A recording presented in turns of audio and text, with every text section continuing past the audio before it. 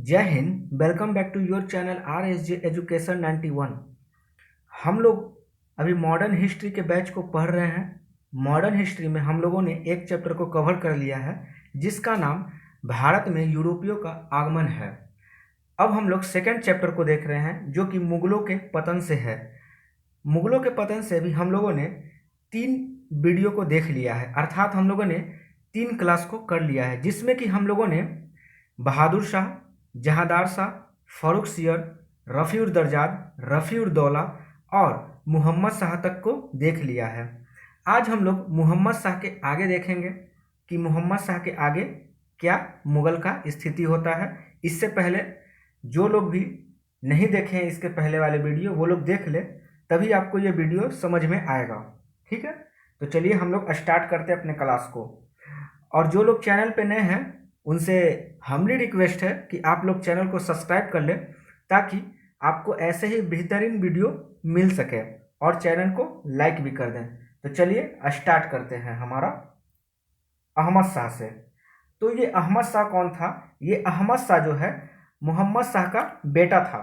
हम लोगों ने पिछले वीडियो में मोहम्मद शाह तक क्लियर कर लिया है। आज हम लोग अहमद शाह के पढ़ेंगे।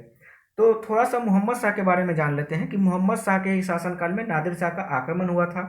उसे रंगीला राजा भी कहा जाता है क्योंकि वह भोग विलास में ज़्यादातर लिप्त होता था। ठीक है, मोहम्मद शाह की मृत्यु जो है कि 1748 ईस्वी में हो जाती है। फिर इसका बेटा जो है अहमद शाह ये गद्दी पे बैठता है।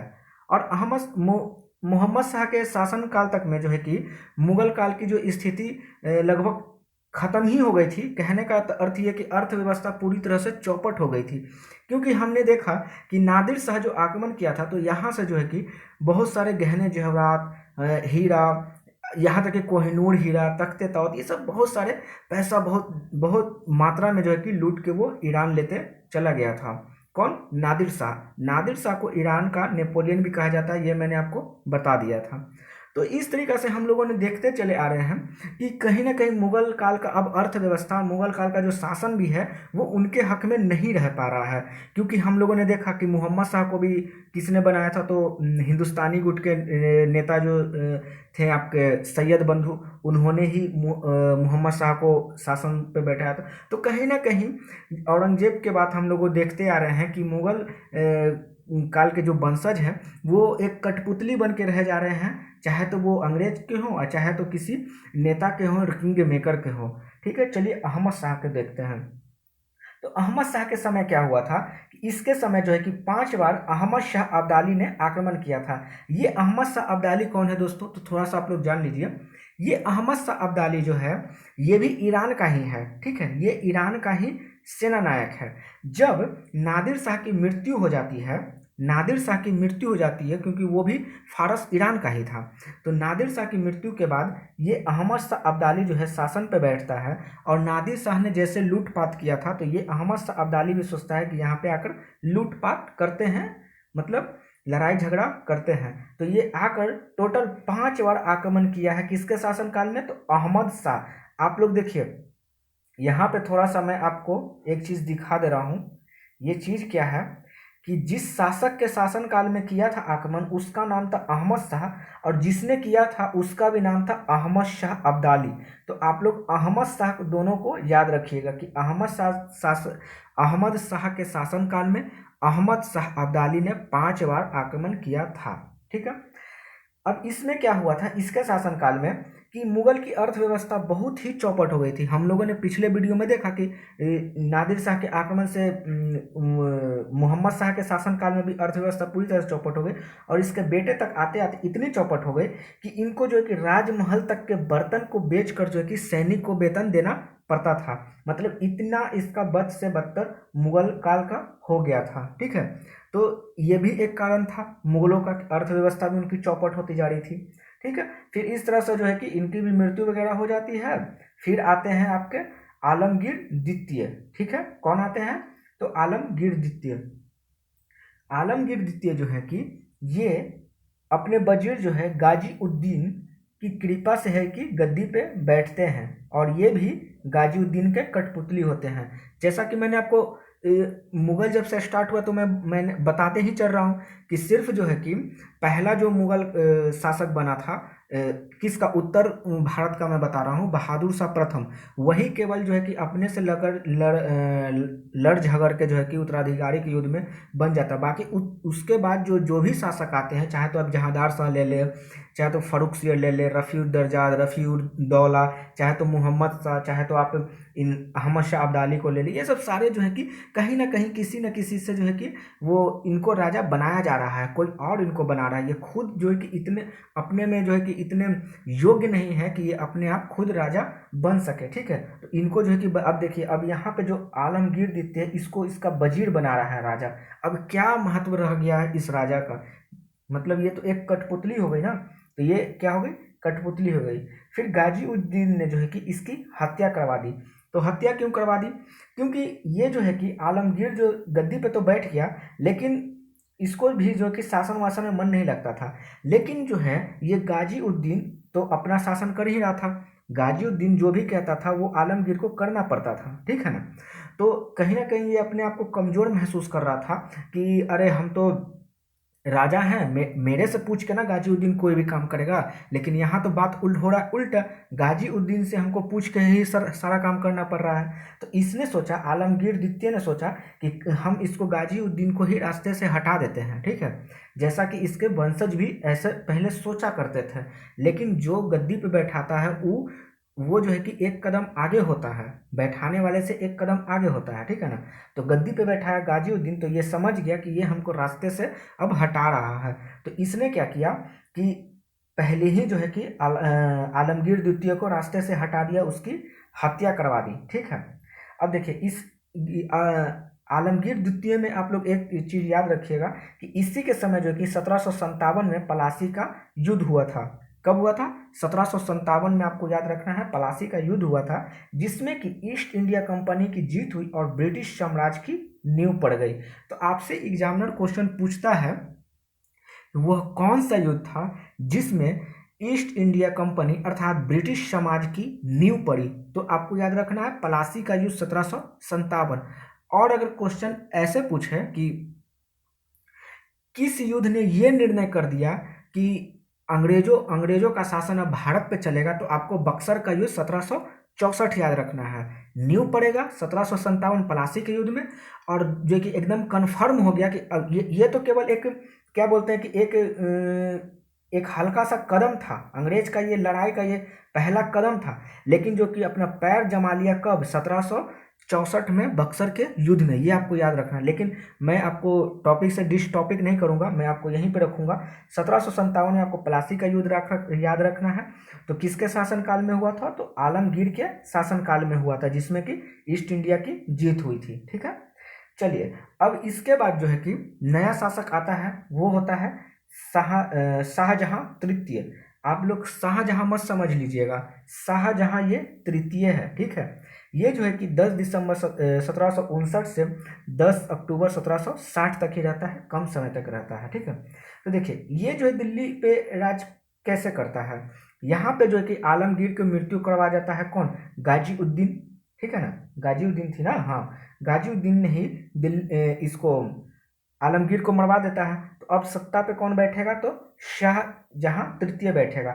इसको भी बैठाया है किसने, यही गाजीउद्दीन ने। देखिए यहाँ पे आलमगीर द्वितीय की मौत के बाद दिल्ली में गाजीउद्दीन ने शाहजहां तृतीय के नाम से सम्राट की घोषणा की। मतलब क्या कि ये गाजीउद्दीन जो है कि मुही उल मितल को शाहजहां तृतीय के नाम से गद्दी पर बैठा दिया कि भैया जाइए, आप बैठिए, आप अपना शासन कीजिए। लेकिन क्या ये कठपुतली है कि नहीं है, ये भी कठपुतली है, क्योंकि इससे भी बैठाया जा रहा है। कौन बैठा रहा है, तो गाजीउद्दीन बैठा रहा है। ठीक है, ठीक है, यहाँ देखिए वो भी यही वो समय था जिस मुगल साम्राज्य दो अलग अलग स्थानों पर दो बादशाह सिंहासन कर रहे थे।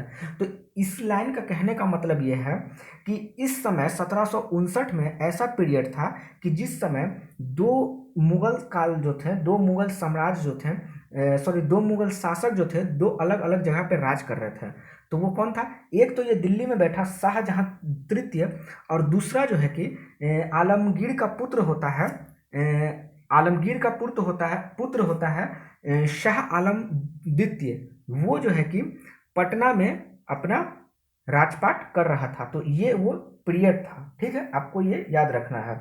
तो हुआ क्या कि एक ओर तो शाहजहां तृतीय था और दूसरी ओर आलमगीर का पुत्र शाह आलम द्वितीय पटना में अपने आप को सुल्तान घोषित कर दिया था। लेकिन अंततः क्या हुआ कि शाहजहां तृतीय और शाह आलम द्वितीय के बीच युद्ध हुई, जिसमें कि शाह आलम द्वितीय की जो है कि जीत हुई। ठीक है, क्लियर है यहाँ तक? समझ में आ रही है बात? समझ में आ रही है तो लाइक भी करते चलना है, ठीक है। चलिए, यहाँ तक हम लोगों ने समझ लिया। कहाँ तक समझ लिया? तो शाह आलम द्वितीय को अब हम लोग लाते हैं दिल्ली में, ठीक है। तो इनका जो है कि दिल्ली में नहीं आने का कारण क्या हो रहा था कि यहाँ पे जो कुटीर लोग बैठे थे, जो आपके वजीर लोग थे, ये लोग कहीं ना कहीं षड्यंत्र कर रहे थे। तब ना षड्यंत्र के कारण इनको शाह आलम द्वितीय को दिल्ली पे ना बैठाया गया, उसको शाहजहां तृतीय को बैठाया गया, है ना कहीं षड्यंत्र ये सब चल रहा था। तो यही सब डर के मारे जो है कि ये शाह आलम द्वितीय जो है कि दिल्ली नहीं आ रहे थे, ये अपना पटना में ही कहें कि हम अपना सुल्तान की घोषणा यहीं पे कर देते हैं, हम यहीं साम्राज्य जो कि अपना स्थापित करेंगे। तो इसीलिए शाह आलम द्वितीय को वहाँ पे दिल्ली में बना दिया गया, ठीक है। अब देखिए यहाँ पे आप लोग एक चीज़ याद रखिए कि शाह आलम द्वितीय को ही अली गौहर के नाम से जाना जाता है। अक्सर एग्जाम में ऐसे क्वेश्चंस देखे जाते हैं कि उसका उपनाम दे देगा और आपसे पूछेगा कि ये किस राज्य का किस शासक का नाम है। तो आपसे क्वेश्चन कहेगा कि अली गौहर जो है किस शासक का, किस मुगल शासक का नाम है, तो आपको याद रखना है शाह आलम द्वितीय, ठीक है। ये जो है कि आलमगीर द्वितीय का पुत्र था, जो अपने पिता की मृत्यु के दौरान पटना में अपने आप को शाह आलम द्वितीय की उपाधि के साथ सुल्तान घोषित कर दिया था। मैंने आपको बताया कि जब इसके पिता की मृत्यु हो गई तो भैया शासक चाहिए ना, तो शासक तो यहाँ तो आपका वजीर जो गाजीउद्दीन था वो तो शाह आलम शाह आलम नहीं, शाहजहां तृतीय को जो है कि दिल्ली का राजा बना दिया। तो अब इसका बेटा देखा कि भैया हम अब कहाँ रहे, तो ये पटना में था उस समय, तो कहा कि ठीक है हम जो है कि पटना में ही अपने आप को सम्राट घोषित कर देते हैं, क्योंकि इसका इतना हिम्मत नहीं हो रहा था कि हम दिल्ली पे जाकर आक्रमण कर सकें और हम उसको जो है कि शाहजहां द्वितीय को तृतीय को हरा सके। लेकिन फिर भी ये किसी तरह युद्ध करके जीत गया और फिर दिल्ली पे अपना कब्जा कर लिया, ठीक है। चलिए, फिर इसने जो है कि अच्छा देखिए, हाँ मैंने बताया, तो इसने जो है कि 1772 में किसके सहायता से, मराठे की सहायता से जो है कि अपने सिंहासन पे बैठा, ठीक है। और इसी के समय जो है कि पानीपत का तीसरा युद्ध जो है कि 14 जनवरी 1761 में हुआ और बक्सर का युद्ध 22 अक्टूबर 1764 में हुआ, ठीक है। अब देखिए यहाँ से आप अगर समझना चाहें तो आप समझ सकते हैं। मैंने आपको पहले बताया पलासी का युद्ध किसके शासनकाल में हुआ था, तो आपको एकदम एकदम क्लियर होना चाहिए। आलमगीर के शासनकाल में पलासी का युद्ध हुआ, ठीक है। और इसके बेटा के शासनकाल में बक्सर का युद्ध और पानीपत का तीसरा युद्ध हुआ, ठीक है। क्लियर है? या तो हम ऐसे कह सकते हैं कि बक्सर का युद्ध जो है कि 22 अक्टूबर 1764 को शाह आलम द्वितीय के समय हुआ और पलासी का युद्ध इसके बाबूजी आलमगीर सेकंड के शासनकाल में हुआ, ठीक है। इसे जो है कि बिना राजमुकुट का बादशाह कहा जाता था, क्योंकि ये अंग्रेज और मराठों का और अमीर हाथों की कठपुतली था। क्यों नहीं होगा? होना ऑब्वियसली है, क्योंकि इसको देखिए शासन कौन दिला रहा है, इसको भी तो दिल्ली पे जो है कि सहायता किसने किया, तो मराठों ने किया है। तो ये मराठों का तो ऑब्वियसली इसका गुलाम हो गया। उस समय तक जो है कि अंग्रेज जो है कि आ गए थे, क्योंकि आपने देखा 1764 में क्या हो रहा है कि लड़ाई हो रहा है, इस समय बक्सर का लड़ाई हो रहा है, तो ये भी तो कहीं ना कहीं इन्वॉल्व होगा ही नहीं इस लड़ाई में, ठीक है। तो इस लड़ाई में इन्वॉल्व हुआ तो ये अंग्रेज भी इस पे शासन करने लगे। मराठा तो है ही, और अमीर लोग भी थे वो भी, तो मतलब ये लोग मतलब पूरी तरह से जो है कि मुगल काल को पूरा बर्बाद कर दिया गया, ठीक है। तो ये भी एक तरीका का कठपुतली ही है, ठीक है। चलिए, बक्सर के युद्ध में हारने के बाद क्या करना पड़ा शाह आलम द्वितीय को, 1765 में अंग्रेजों से इलाहाबाद की संधि करनी पड़ी, जिसके तहत इसने बंगाल, बिहार और उड़ीसा की सूबेदारी अंग्रेजों को दे दी, है ना। किसकी किसकी? बिहार, बंगाल और उड़ीसा की सूबेदारी दे दी। तो कौन सी संधि से दी? तो इलाहाबाद की संधि। आपको ये याद रखना होगा, एग्जामिनर आपसे क्वेश्चन पूछेगा कि बक्सर की युद्ध के बाद शाह आलम द्वितीय ने बिहार, बंगाल और उड़ीसा की सूबेदारी किस संधि के दौरान अंग्रेजों को दी? तो आपको एकदम क्लियर होना चाहिए, इलाहाबाद की संधि, ठीक है। इलाहाबाद की संधि के द्वारा इन तीनों को दिया गया। 1803 में अंग्रेजों ने दिल्ली पर अपना अधिकार कर लिया, क्योंकि ये खुद तो बिना मुकुट का बादशाह था, बिना हाथ पैर कुछ इसका था नहीं, ठीक है। शासन अपना यही लोग अपना चला रहे थे। तो अब अंग्रेज जो को बढ़ावा पूरा तरह से मिल रहा था। इन्होंने 1803 में जो है क्या किया कि दिल्ली पर आक्रमण कर दिया, और यह प्रथम मुगल शासक था जो अंग्रेजों का पेंशनर बनकर रह गया। अब बताइए, राजा का ये हालत हो जाएगा कि उसको अब पेंशन दे रहा है कौन, तो वो भी अंग्रेज, ठीक है। कौन पेंशन दे रहा है? अंग्रेज पेंशन दे रहा है। क्यों? क्योंकि अब मतलब पूरी तरह से जो है कि अब गुलाम होते जा रहा है। कहते हैं ना कि दलदल में एक बार पाँव चला गया तो वो पाँव अब निकलेगा नहीं। आप निकालने का कोशिश कर रहे हैं, लेकिन फिर भी आप दलदल की तरफ ही मूव कर रहे हैं। तो यही अब मुगल के साथ हो रहा था।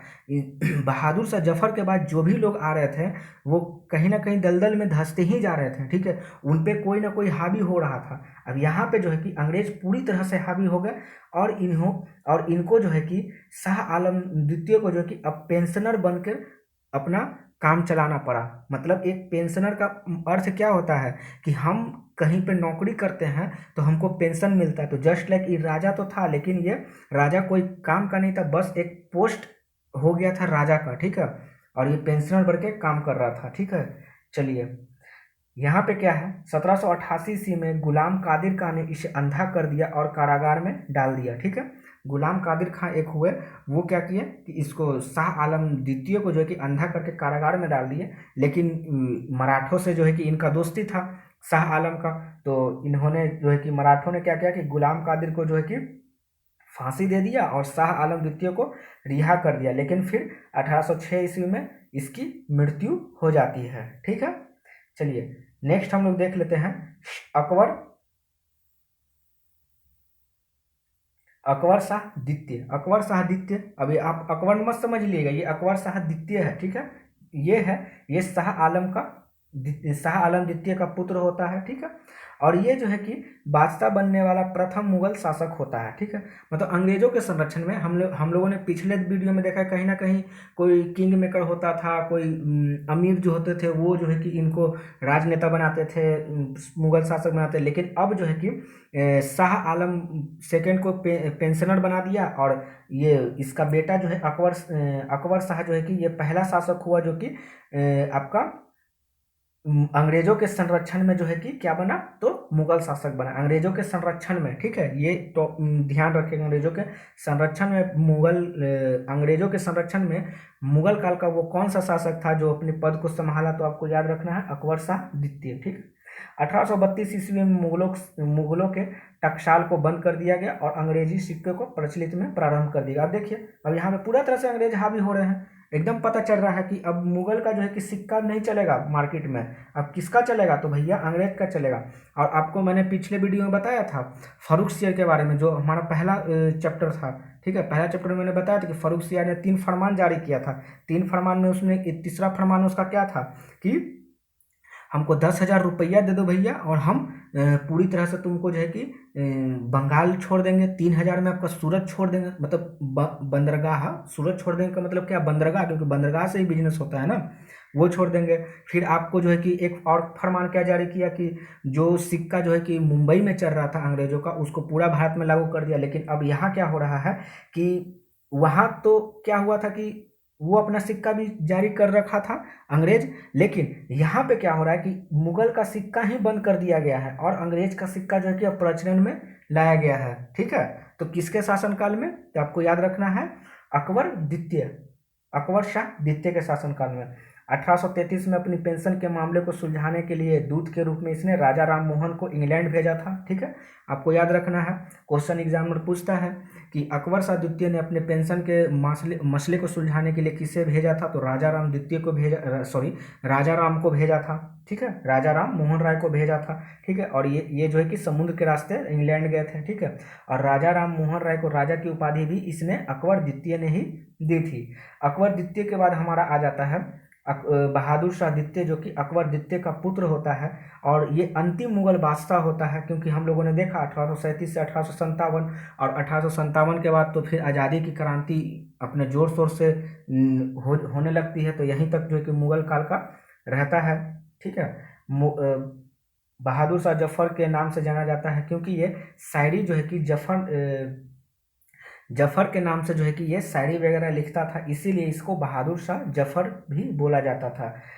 बहादुर शाह जफर जो प्रथम स्वतंत्रता सेनानी में भाग लिया था, ठीक है। और इसको फिर अंग्रेज, क्योंकि 1857 के उस समय क्रांति का विद्रोह हो गया था, तो इसने भाग लिया, तो क्या किया, इसको जो है कि रंगून भेज दिया गया, ठीक है। क्या भेज दिया गया? रंगून भेज दिया गया, जहाँ पे इसकी मृत्यु 1862 ईस्वी में बहादुर शाह जफर की मृत्यु हो जाती है, हाँ, ठीक है। मैंने आपको बताया, इसे गिरफ्तार करके हुमायूं के मकबरा में रखा गया। ये सब देखिए, ये सब चीज़ कहानी है, कहानी आपको याद रखना पड़ेगा, ठीक है ना। और फिर इसको क्या किया गया कि अंत हो गया, और इस तरह से अंग्रेजों का शक्ति का वर्चस्व बढ़ गया। जैसा कि हम लोग देखा ना, पहले पेंशनर बनाया शाह आलम द्वितीय को, फिर जो है कि पहला शासक जो किसके संरक्षण में बना, अंग्रेजों के संरक्षण में, तो शाह आलम द्वितीय का बेटा आपका अकबर शाह द्वितीय हो गया। फिर इसका बेटा अकबर शाह द्वितीय का बेटा आपका बहादुर शाह जफर हो गया, जो कि अंतिम मुगल शासक हो गए। इस तरीक़ा से हम लोगों ने टोटल शुरू से लेकर अंतिम तक मुगलों के पतन के बारे में देख लिया कि कैसे।